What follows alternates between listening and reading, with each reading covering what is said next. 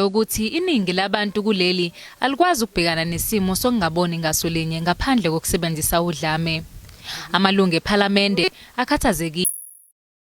How does the police deal with this one? If the South Africans are struggling with peaceful conflict resolution, how do you deal with this matter? Okomishana bamaphoyisa efundazweni baveze isithombe esingesihle neze.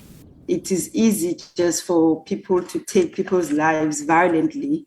There's a new trend that is coming up with the insurances matters where the family members insure a family member and then that person is killed. Amanye amaqembu ayangabaza ukuthi amaphoyisa enza okwanele ukulwa nobugebengu kuleli.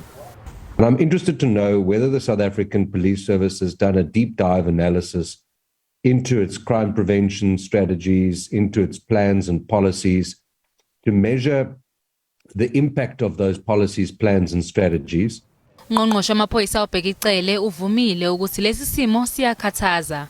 One major ground, Chair, that has been covered on this is the resourcing and financing of policing and the crime issue. All the years we have been going down when it comes to this.